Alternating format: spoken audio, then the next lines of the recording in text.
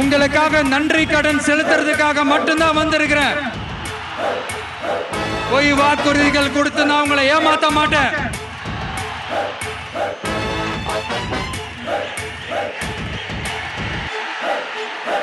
அதனால உங்க அண்ணனுக்கு, உங்க தம்பிக்கு, உங்க மகனுக்கு, உங்க பிள்ளைக்கு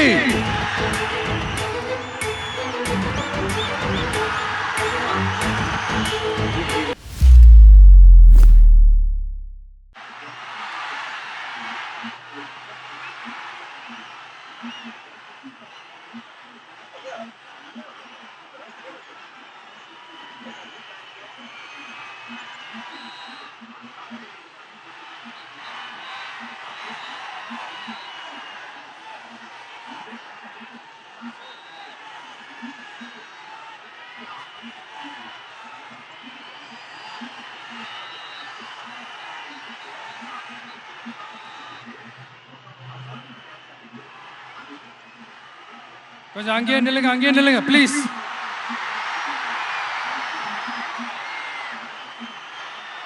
கொஞ்சம் அமைதியா நான் பேசுறத கொஞ்சம் கேளுங்க ப்ளீஸ். ஒரு 5 minutes தான், கொஞ்சம் அமைதியா இருங்க ப்ளீஸ்.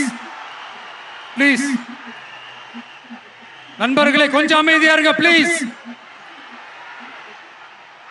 அதை தாண்டி யாரும் வரக்கூடாது, ப்ளீஸ்.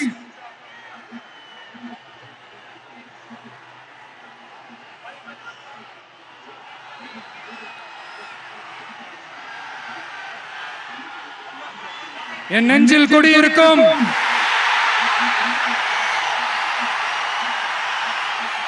கொங்கு மண்டல தங்கங்களே, திருப்பூர் பகுதி மக்களே, உங்கள் அனைவருக்கும் என்னுடைய வணக்கம். டே ஆஃப்டர் டுமாரோ 16th அன்னைக்கு நம்மளுடைய தேர்தல் வாக்குறுதிகளை ஒரு புக்கா வெளியிடுறோம். அதுக்கு முன்னாடி இங்க சில பாயிண்ட்ஸை மட்டும் உங்களுக்கு படிச்சுட்டு போயிடுறேன். அதை மட்டும் கொஞ்சம் கவனமா கேளுங்க ப்ளீஸ் நண்பர்களே. ஓகே, ஆல் வெல் தேர், ஆல் வெல். பேசலாமா? கொஞ்சம் அமைதியா இருங்க ப்ளீஸ். நெசவாளர்கள், சிறு குறு நடுத்தர தொழில்கள் மற்றும் விவசாயிகள் மற்றும் காவல்துறையினர் சம்பந்தமான நம்மளோட அஜெண்டா சிலதை உங்ககிட்ட நான் படிக்கிறேன்.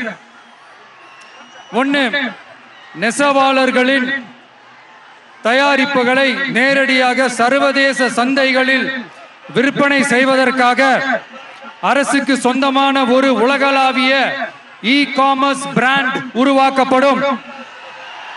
மேலும் முக்கிய நகரங்களில் வெற்றி தறி விற்பனை நிலையங்கள், ஷோரூம்ஸ் அமைக்கப்படும். 2வது, நிலையற்ற நூல் விலை மற்றும் மின்சார நெருக்கடி சுமையை பகிர்ந்து கொள்ள கைத்தறி மற்றும் விசைத்தறி வைத்திருக்கும் ஒவ்வொரு நெசவாளர் குடும்பத்திற்கும் ஆண்டுக்கு 30,000 ரூபாய் வங்கி மூலம் நேரடியாக நமது டிவிக்கு அரசு வழங்கும். 3வது, கைத்தறிகளுக்கான இலவச மின்சாரம் 500 யூனிட்டுகளாகவும் விசைத்தறிகளுக்கான இலவச மின்சாரம் 1500 யூனிட்டுகளாகவும் உயர்த்தப்படும். அடுத்தது, நெசவாளர்களின் உற்பத்தி செலவுகளை குறைப்பதற்காக அவர்கள் வழங்கும் நூல், சாயங்கள் மற்றும் ரசாயனங்களுக்கு நமது டிவிக்கு அரசால் 50% மானியம் வழங்கப்படும். அடுத்தது, நமது டிவிக்கு அரசில் அனைத்து நெசவாளர்களுக்கும் ரூபாய் 10 லட்சம் ஆயுள் காப்பீடு வழங்கப்படும். மேலும் நெசவாளர்களின் முதியோர் ஓய்வூதியம் மாதம் 3000 ரூபாயாக உயர்த்தப்படும். குறு சிறு மற்றும் நடுத்தர தொழில்களின் வளர்ச்சி, லட்சக்கணக்கான வேலை வாய்ப்புகளை உருவாக்குற துறையில ஒண்ணுதான் இந்த MSMEs. இந்தியாவிலேயே அதிகமான MSMEs இருக்கிற மாநிலங்கள்ல நம்ம தமிழ்நாடும் ஒண்ணு.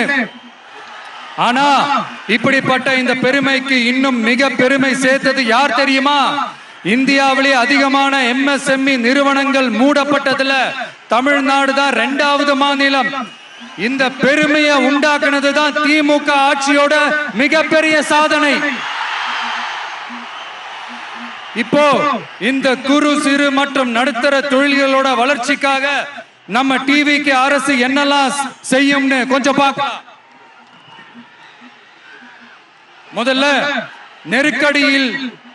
நெருக்கடியில் உள்ள குறு சிறு மற்றும் நடுத்தர நிறுவனங்களுக்கு உதவுவதற்காக ரூபாய் 15,000 கோடி ஸ்டேட் கிரெடிட் கேரண்டி ஃபண்ட் உருவாக்கப்படும். குறு சிறு மற்றும் நடுத்தர நிறுவனங்கள் மூடப்படுவதற்கான மிகப்பெரிய காரணங்களில் ஒன்று 400% மேல உயர்ந்துள்ள பீக் ஹவர்ஸ் மின் கட்டணம்.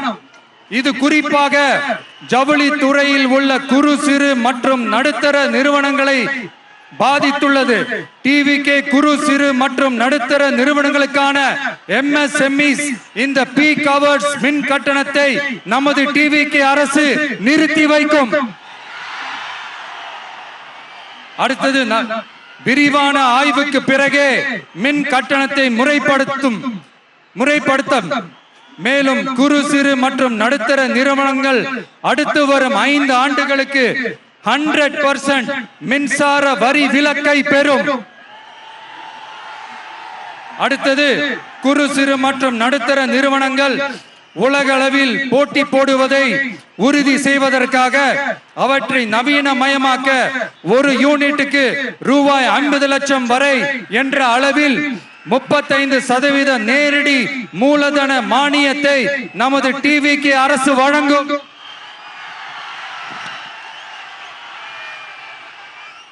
அடுத்து நம்ம எல்லாருக்கும் சோறு போடுற நம்ம தெய்வங்களான விவசாயிகளுக்கான அஜெண்டா கொஞ்சம் படிப்போமா?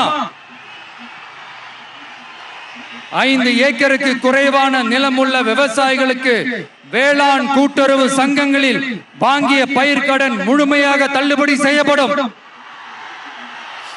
5 ஏக்கருக்கு மேல் உள்ள விவசாயிகளுக்கு 50% தள்ளுபடி செய்யப்படும். அடுத்தது குறைந்தபட்ச ஆதரவு விலைக்கு MSP சட்டப்பூர்வ உத்தரவாதம் வழங்கப்படும். நெல்லுக்கு ஒரு குவிண்டாலுக்கு 3,500 ரூபாயும் கரும்புக்கு டன் ஒன்றுக்கு 4,500 ரூபாயும் வழங்கப்படும்.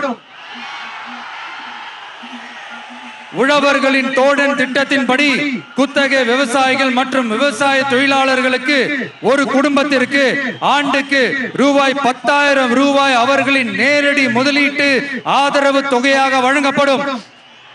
100% பயிர் காப்பீட்டு திட்டத்தின்படி பயிர் பாதுகாப்பு உறுதி செய்யப்படும்.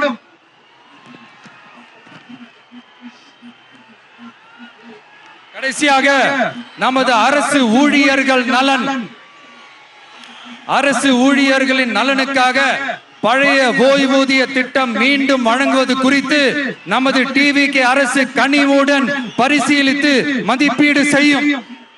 அடுத்தது 5 அல்லது அதற்கு மேற்பட்ட ஆண்டுகள் தொடர்ச்சியாக அரசு பணியை நிறைவு செய்துள்ள அனைத்து தற்காலிக ஆசிரியர்கள், செவிலியர்கள் மற்றும் எழுத்தர் பணியாளர்களை நமது டிவிகே அரசு பணி நிரந்தரம் செய்யும். 3வது பதவி உயர்வுக்கு பணம் பெறும் கலாச்சாரத்தை நமது டிவிகே அரசு முடிவுக்கு கொண்டு வரும்.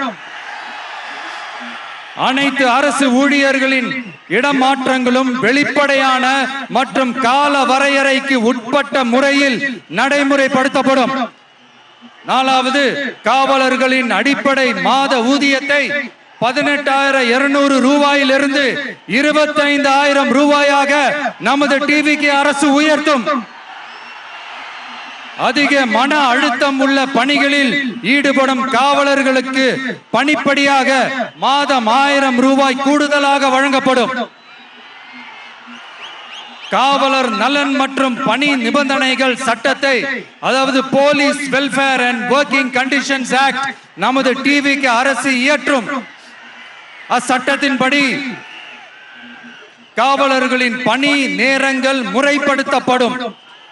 அதிக பணி சுமை கொண்ட காவலர்களுக்கு வாரத்திற்கு ஒரு சுழற்சி முறை விடுமுறையை உறுதி செய்யப்படும்.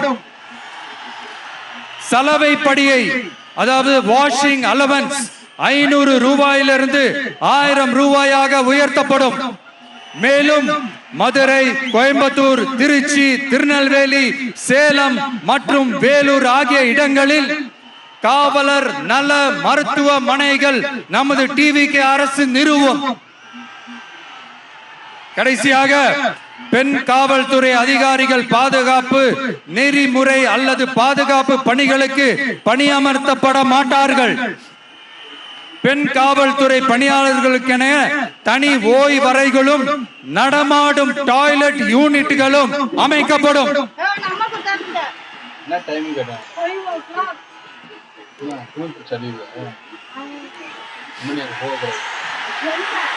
நீங்க எல்லாரும் இந்த விஜய 100% நம்பலாம்.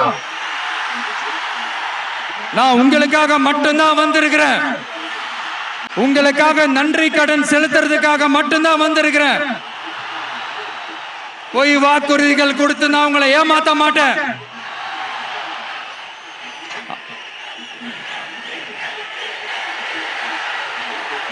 அதனால உங்க அண்ணனுக்கு, உங்க தம்பிக்கு, உங்க மகனுக்கு, உங்க பிள்ளைக்கு